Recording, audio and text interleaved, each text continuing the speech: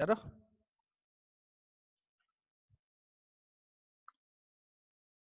ಸ್ವಲ್ಪ ನೆಟ್ವರ್ಕ್ ಇರೋ ಕಡೆ ಬರ್ಬೇಕು, ಎಲ್ಲ ಕರೆಕ್ಟ್ ಆಗಬೇಕು ಅಂದ್ರೆ ಮ್ಯೂಟ್ ಮಾಡ್ಕೊಳ್ಳಿ.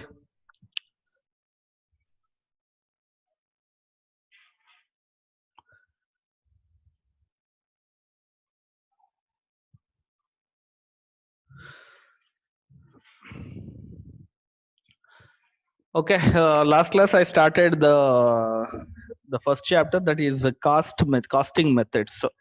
So we discussed about a lot of costing methods, especially on ಯಾವ್ದಾದ್ರ ಬಗ್ಗೆ ಅಂದ್ರೆ job order costing, process costing and contract costing. So today once again I repeat the costing with examples. So already I said that these are the different methods of costing. So methods will be like this: job costing, job costing ಅಂದ್ರೂ ಒಂದೇ, job order costing ಅಂದ್ರೂ ಒಂದೇ, batch costing, contract costing, process costing, service or operating costing. So these are the basis of companies. ಯಾವ್ಯಾವ ತರ company ಅದ್ರ basis ಮೇಲೆ ಏನ್ ಮಾಡ್ತಾರೆ. So costing is categorise like this.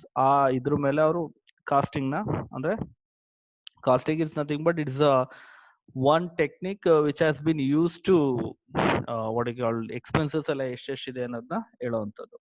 Okay, firstly job costing. So job costing is suitable where work is undertaking to customer special requirement and each order is of comparatively short duration. So that's what actually job order costing adne ಹೇಳಿದೆ. Different products ಅಂತ ಇತ್ತು. Of course specially order ಆಗಿರೋಂಥದ್ನು job costing ಗೆ ಬರ್ತಾರೆ. ಯಾವುದೋ ಒಂದು work order ಕೊಡ್ತಾರೆ.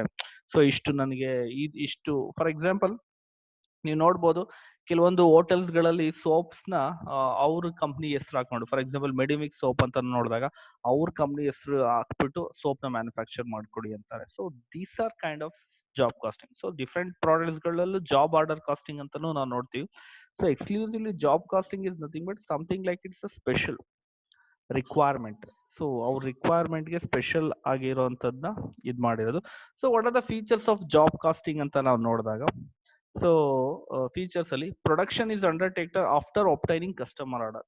ಈ ತರ ಜಾಬ್ ಕಾಸ್ಟಿಂಗ್ ಎಕ್ಸ್ಪೆಷಲಿ ಯಾವಾಗ ಮಾಡ್ತಾರೆ ಅಂತ ಅಂದ್ರೆ, ಸೊ ಅವ್ರ ಆರ್ಡರ್ ತಗೊಂಡ್ಮೇಲೆ ಕಸ್ಟಮರ್ಗೆ ಸ್ಪೆಷಲಿ ಈ ತರ ಬೇಕು ಅಂತ ಆರ್ಡರ್ ತಗೊಂಡ್ಮೇಲೆ and identify each order is retain from start to finish. ನಿಮ್ಗೆ job order costing format last class ಅಲ್ಲಿ ನಾನು ನಿಮಗೆ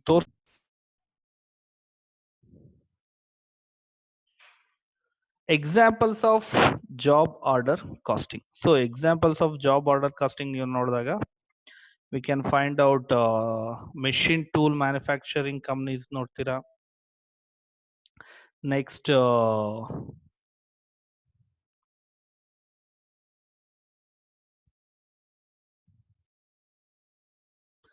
foundries, printing, furniture makers, repair shops, garages.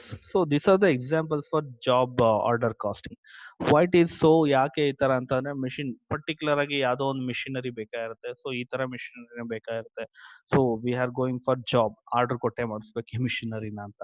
So ಫೌಂಡ್ರೀಸ್ ಅಂದ್ಬಿಟ್ಟು ಇನ್ವೆನ್ಷನ್ಸ್ ಗಳು, ಯಾವ್ದೋ ಒಂದು ಪರ್ಟಿಕ್ಯುಲರ್ ಡೈ ಇರ್ಬೋದು, ಒಂದು ಟೂಲ್ಸ್ ಗಳಿರ್ಬೋದು, ಆ ತರ ಫೌಂಡ್ರೀಸ್ ಅಂತ ನಾವು ಕರಿತೀವಿ. And printing, of course printers, of course ಯಾವ್ದೋ ಒಂದು ನಾನು ಆಲ್ರೆಡಿ ಹೇಳ್ದೆ, ನಾನು ಯಾವ್ದೋ ಒಂದು ಪರ್ಟಿಕ್ಯುಲರ್ ಆರ್ಡರ್ಗೆ ನೀವು ಪ್ರಿಂಟಿಂಗ್ ಮಾಡಬೇಕು ಅಂತಂದ್ರೆ invitation is something printers. This particular order ತರನೇ ಅದು, ಈ ತರನೇ ಆರ್ಡರ್ ಇರಬೇಕು ಅನ್ನೋದು ಮಾಡಿಸುವಂತದ್ದಾಗಿರುತ್ತೆ.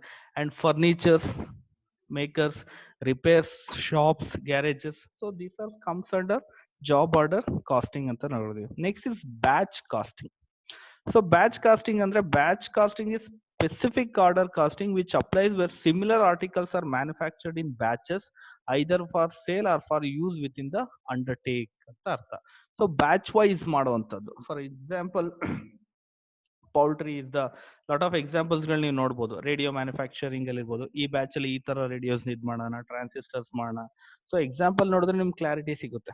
ಸೊ ಪರ್ಟಿಕ್ಯುಲರ್ ಆರ್ಟಿಕಲ್ಸ್ ಇದ್ ಮಾಡೋಂಥ ಸ್ಪೆಸಿಫಿಕ್ ಆಗಿ ಇರೋಂಥದ್ನ ಆರ್ಡರ್ ಬ್ಯಾಚ್ ವೈಸ್ ಈ ಸಲ ಇಷ್ಟು ಈ ತರ ಇರೋ ಆರ್ಡರ್ ಇದ್ ಮಾಡೋಣ. ನೆಕ್ಸ್ಟ್ ಈ ತರ ಇರೋದನ್ನ ನಾವು ಬ್ಯಾಚ್ ಕಾಸ್ಟಿಂಗ್ ಅಂತ ಕರಿತೀವಿ. When comes to features of batch costing ಅಂದ್ರೆ reduces overall cost of the production.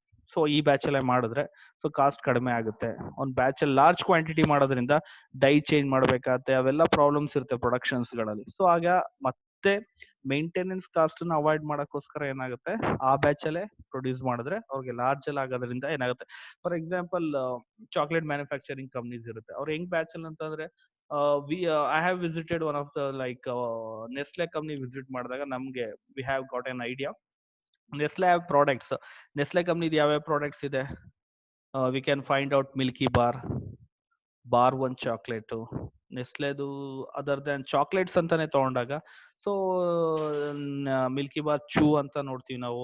And ಪರ್ಕರ್ munch, Nestle munch, okay munch is the Nestle. So ಒಂದ್ 3-4 ಕೆಟಗರಿ ಆಫ್ ನಾವು ಏನ್ ನೋಡ್ತೀವಿ, ಚಾಕ್ಲೇಟ್ಸ್ ಗಳು ನೋಡ್ತೀವಿ.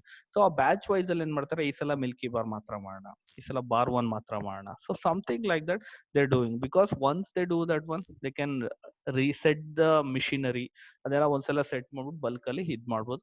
ದಿಸ್ ಟೈಪ್ ಆಫ್ ಕಾಸ್ಟಿಂಗ್, ಈ batch ಅಲ್ಲಿ ಎಷ್ಟು ಕಾಸ್ಟ್ ಆಯ್ತು, ಈಗ ಮಿಲ್ಕಿ ಬಾರ್ ಮ್ಯಾನುಫ್ಯಾಕ್ಚರ್ ಮಾಡಕ್ಕೆ ನನಗೆ ಒಟ್ಟಿಗೆ ಎಷ್ಟು ಖರ್ಚಾಯ್ತು. So this is batch costing ಅಂತ ನಾವು ಕರಿತೀವಿ.